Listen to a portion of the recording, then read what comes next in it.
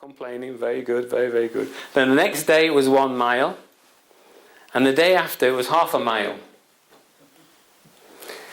And so his boss goes up to him and says, I can't understand. You started off with 4 miles, and now you've got 3 miles, and now you've got half a mile. And he said, well, he said that I keep the bucket, I have to walk back to the bucket to get the paint. So what he was doing is he was walking. The first time he was carrying the bucket with him and painting the line, and as he started forgetting, getting used to doing it, he started leaving the bucket down, taking the paint and going up and having to walk back to the bucket. So in the end, he could only do half a mile. So basically, you need to take your tools with you. You need to take the things that you need with you. Pretty obvious. You need to take the paint tin with you. So imagine the paint tin is the thing that you've learned, all the things that you've learned how to use in your life. You need to take that paint tin with you and use it all the time. It's no good leaving it on the shelf or up the road and forgetting about it. You've got to take it with you. So you've got to practice. You've got to practice. So you need to use what you know all the time. Okay? Now, that's really what I wanted to tell you. Now, I just wanted to talk about the higher self, how the higher self fits into this. Now, people may not know what the higher self is, and I'm not going to go into a whole lecture on it, but basically, you've got your conscious mind, the thing that's trying to work out what the hell's that guy talking about. You've got your subconscious mind that's destroyed all the information that's happened to you through your entire life. Every experience is in there. It's like a big hard drive. Okay? And you've got your higher self. Now your higher self is the thing that's keeping you alive. Because you're not going there going boom, boom. You're not concentrating on your heart beating. You're not thinking, telling each cell what to do and how to duplicate and all that. All that stuff is going on spontaneously. You've got, in fact, some of it you've got a bit of control of. If you think about your breathing, you can sort of key into it and you can affect it. But if you don't think about your breathing, it still happens, doesn't it? It's a good job as well. You know, if you had to think about breathing and you forgot, you know, that'll be the first time you forgot and the last time you forgot. Okay, so things happen spontaneously. It's almost like it's built into the system, but there's an intelligence that's running that, and that's your higher self.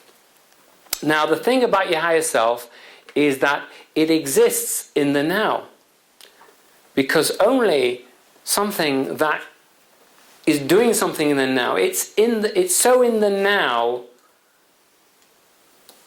that it's like most of the time people are not in the now. You know, there's all these books on how to be in the moment and how to be in the now and everything like that, and you sit there and you're thinking, be one with the... I've got my... Sorry, I brought my ball with me today, right? You know, this is like an exercise where you can sort of put your hands together, have something in between your hands, and and be aware of the thing in your hands. Okay? Now, that's one way of being in the now, just focusing on the touch, the sensation, one little thing that helps you be in the now.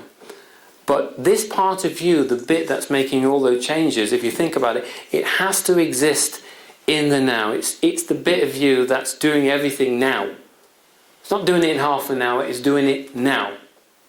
Okay? So, and sometimes you find people that have difficulty connecting to the higher self.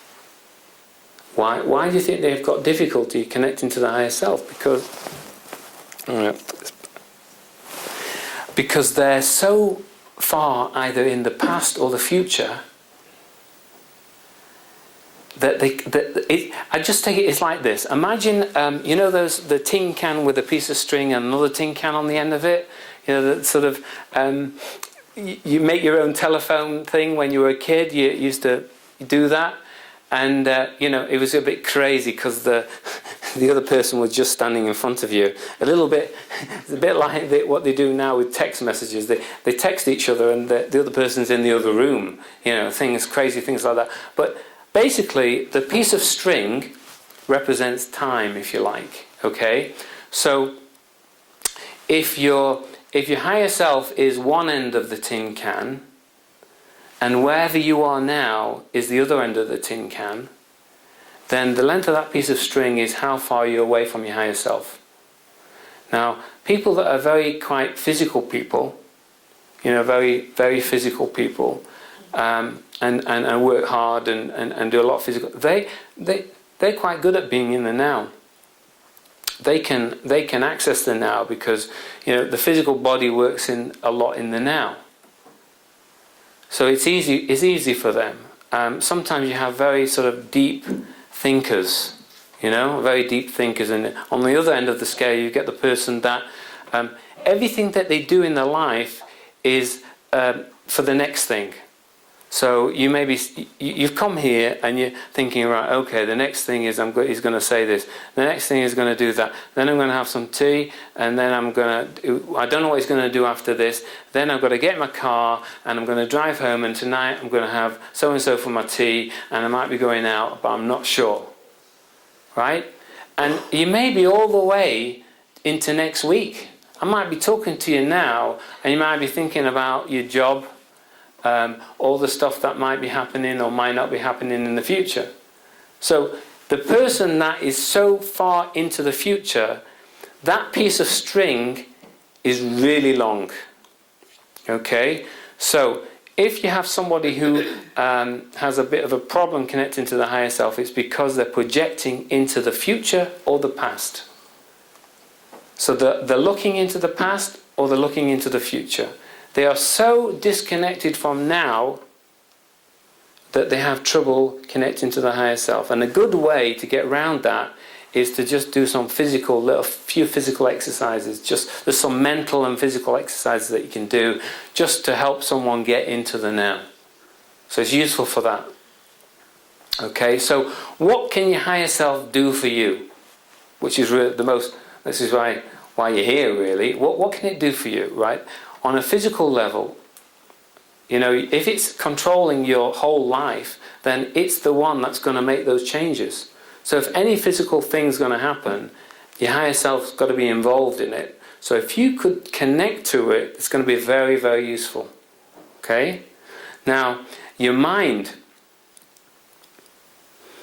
you know, your higher self can affect your conscious and subconscious. Because you know, I'm not going to go into subconscious. That's another 3-hour lecture. Okay, but your subconscious mind, okay, can have lots of problems, and it's all you've been conditioned.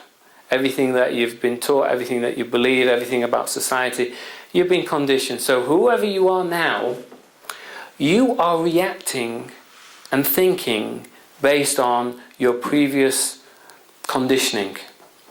So I'm talking to however many we call it the reactive self. You are reacting to the things I'm saying, the things that you're hearing, the things that you touch. You're reacting to information in a specific way based on your previous experience. Okay? So you've got the reactive self in as far as the behavior.